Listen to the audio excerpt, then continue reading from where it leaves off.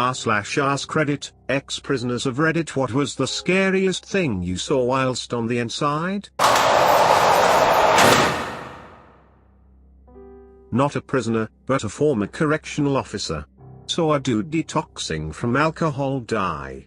Responded to a maintenance worker stabbing another inmate in the head with a screwdriver. And was involved in containing a riot. A friend of mine did a short stint. From what he told me, he was supposed to get paperwork detailing his charges before he got to prison, but did not. This made the other prisoners suspicious, as they believed he was a snitch, was trying to hide that fact from them, and they threatened to beat him. An old acquaintance of his was in there and assured my friend that he had nothing to worry about, as they had been threatening him for months and nothing had happened. That night, while my friend was making his bed, a few prisoners ran into his acquaintance's cell and beat him to within inches of his life. They were bouncing the guy's head off of the concrete to the point that my friend could hear it. My buddy says that's the moment that scared him straight. Not me, but my husband was in prison as a young adult. He said that they had a way of checking your ego in the spot he was at. The toughest guys would come up to you on your first day and ask how many push-ups you could do. If you were smart, you would just sort of blow it off or laugh it off and move on. If you were a stupid show-off or had something to prove, you would claim a large number or talk yourself up. If you did that, then they would be all friendly and be like, "Oh, let's see it." So the poor guy would do as many push-ups as they could. The tough guys would gas the new guy up, acting friendly, pushing him to do more. They acted impressed and joked around. Then as soon as the new guy had done as many push-ups as possible, they would jump him and beat him up. He would be helpless to resist because he had maxed himself out on push-ups. Afterwards, any guy with an ego was normally really quiet for the remainder of their stay. I got arrested in Toronto, spent a few weeks at a jail called the Don. Built in 1864. 4 people to a 2-man cell. Anyways, a crackhead kept going into people's cells without permission. Next morning they let out, put onto the range out of our cells. 15 dudes jumped the sky, stomping his head, kicking him everywhere. I will never forget this grown man screaming for his mommy. Took about 3 minutes for enough guards to come break it up. This was my second day there. They closed the jail down few years after I was there due to the conditions. I'll provide the Wikipedia article on it. BTW, I am American and had been arrested before in the US. I thought when I first got arrested the jails in Canada wouldn't be that bad. I was so wrong. They have a system similar to the British system that America didn't like during the Revolution, and this is why America's system is so much different. Obligatory, not a prisoner but an ex-correctional officer. I once had to work overtime in a segregation unit. The first thing that happens upon entering this unit is we get a call that an inmate who was out on a medical trip was coming back in, and was to be placed into a suicide watch cell. This inmate had been taken to an outside hospital for cutting his arm from his wrist to his bicep. We placed him in the suicide watch cell and went to find a bed mat for him, which was hard cause he couldn't have one with a hole in it while being on suicide watch. He told me that if I didn't get him a bed mat in 5 minutes, he was going to start ripping stitches. I told him to wait, went to find a mat, and it had apparently been 6 minutes, cause by the time I got back, he had torn off his bandages and ripped out every single stitch in his arm. The blood was all over the place. We could easily see the muscle and fat in his arm. He agreed to cuff up, and went on his merry way back to the outside hospital. I later found out he had only initially done it cause he wanted to get out of prison for a while. That fact alone messed me up. Where I was, the guard towers were armed with a variety of less than lethal firearms. A fight started on the breezeway, main walkway between units, You hear the siren and you have about 10 seconds. Sit on your ass and cover your head, to protect from OC overspray, else the guards start shooting shotguns loaded with rubber balls at you. One of the guards hit one of the guys fighting directly in the sack with a rubber ball round. Turned the front of his jeans red by the time they got him up and to the infirmary. Apparently lost a testicle due to rupture. Edit: if this is going to be my comment with the most upvotes, I might as well use proper grammar and a clear voice. Edit number 2. Thanks for the gold, kind stranger. Prison officer here. If any of the ex-cons are reading this, they may get a laugh out of it. I was working in a high security at-risk unit where we housed prisoners with suicidal tendencies. One prisoner in particular liked to fill his mouth with his piss and shit and spit it on you through the gaps in the doors. One day I forgot to walk wide of his cell and all of a sudden, bam! He hit the inside of the door with the palm of his hand. Fuck, it gave me a jolt, and I've been an officer for 13 years. When I turned towards his cell I yelled as loud as I could. He got a fright and swallowed pretty much all he had in his mouth. Within seconds, there was projectile vomiting from the prisoner. The fucked up part was that we had to clean the cell as the prisoner was taken to medical for obs. Piss, shit, vomit. It was bad. It's a tough job sometimes. My uncle spent time in and out of prison for most of my life. Not a bad guy, just makes terrible decisions. He told me once that his entire pod went into lockdown and the guy in his cell started to have epileptic seizures due to the stress. I guess this guy had a history of crying wolf and guards were in no rush to assist him. He ended up choking on his vomit and dying in the cell with my uncle watching. Guy laid on the floor for an entire night before anyone came in to check. I spent a couple weeks in county jail. On the first day, when we were all being processed into the facility, strip, bend over, spread your cheeks, and cough, we were told very succinctly to never ever even joke about suicide while in the facility. Kinda like how you just don't say bomb on an airplane anymore. By day 3, I had a good understanding of the other guys I was locked up with.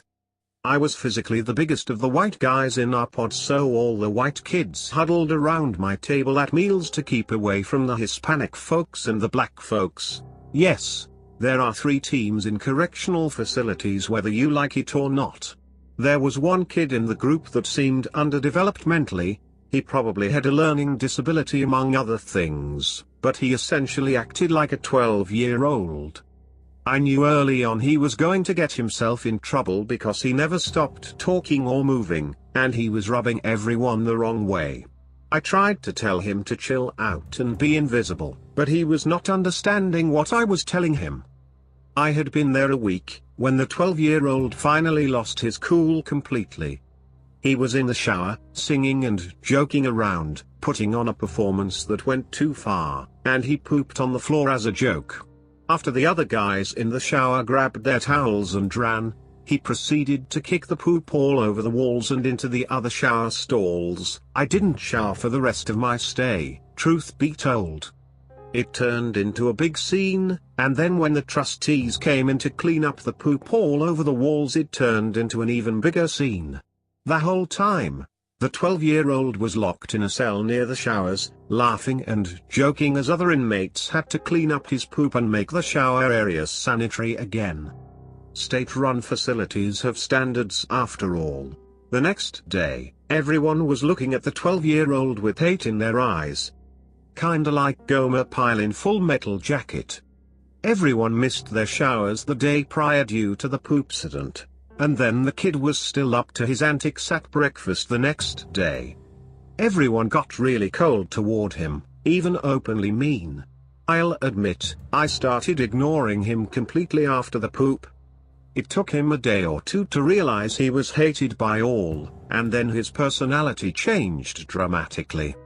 He became sad, despondent, and started talking to the COs because the other inmates wouldn't talk to him anymore. He fucked up, and told the COs that he should just harm himself and make everyone happy, and that was all it took. They dragged out the blue burrito. This is the scariest thing I had seen in jail. The blue burrito was a 10-foot-long blue foam mat, like you would use in gym class, with two 12-foot-long red belts attached. They laid it out on the floor, forced the 12-year-old to lay on the mat, and then they rolled him up with his arms at his sides into the blue burrito. The two long red belts clipped together at the top and bottom of the burrito, keeping it all nice and tight. This was the suicide protocol at the jail. No counseling, no medical ward. You lose the ability to move. They put that poor bastard in the burrito around 8 p.m., dragged him into his cell and left him laying on the floor, wrapped up tight, until breakfast the next morning, around 8 a.m. The child molesters and gang members in protective custody get to eat breakfast first. Imagine being unable to move, barely able to breathe, with no end in sight for 12 hours on the floor of your 8x8 cell. My cell was up above his, and I heard him weeping and moaning in agony all night. He didn't say a word to anyone, or look anyone in the eye for that matter, for the rest of the time I was there. One night in the blue burrito broke him. XCO here, sorry if I'm not the target audience.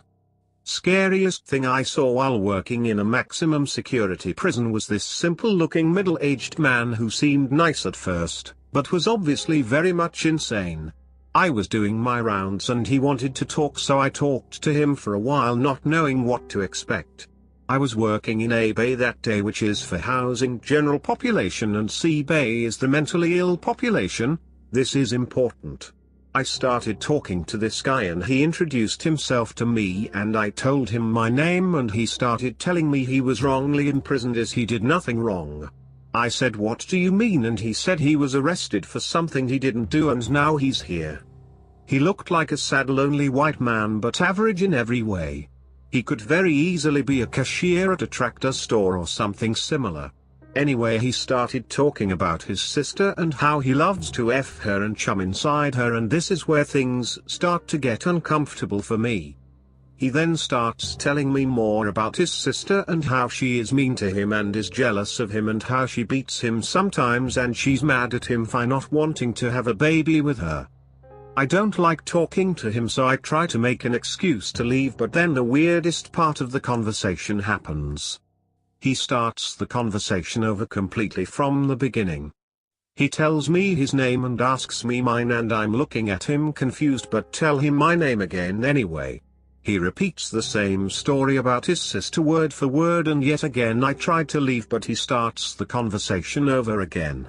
He does this 3 more times before I just walk away, and he's still talking. Later in the day it's shave time, so I have to go around and give razor blades to the inmates who want to shave their faces.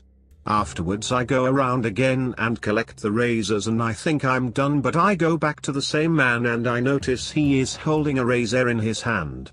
I told him he needs to give me the razor now as shaving time is over, and he said he can't because he's not finished yet. I told him he was done shaving his face and to please give me the razor, but he said he's done with his face but wasn't finished with the razor. He slid it through the bars and pulled back when I tried to take it from him. He was acting like a child with a toy and like I was a parent who wanted him to give me the toy. I held my hand open and demanded he give me the razor, and he kept saying, "No, I'm not finished yet." Keep in mind I was 19 at the time and he was 54, I think. I had about enough of his bullshit, so I very firmly said, "Give me the razor now or I will go get another officer over here." He looked upset and promised to give it back when he was done, and he wouldn't be long, he just had to get the chip and the dirt out.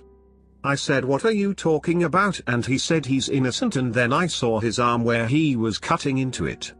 He said someone put a microchip in his arm and he has to get it out. He also said the chip was dirty and he had to get rid of the bad vein where the chip was. As fucked up as it was, I watched this man slice into his wrists, then put the dirty razor blade under a vein and pull it out of his arm. Imagine pulling up a guitar string about a foot into the air, but it was bloody. I stared at it. He stared at it, and then he let it fall back into his arm like it was nothing. He didn't seem to have any pain from it either, and his facial expression looked pleased. I had a mini freak out but kept my cool and went to get my other officer to come get him before he did any more damage. I waited the while 2 officers came and escorted him to C Bay, where he should have been from the beginning. As he was walking away he started the conversation over again, and the last thing I heard him say before he rounded the corner was, "I fed my sister."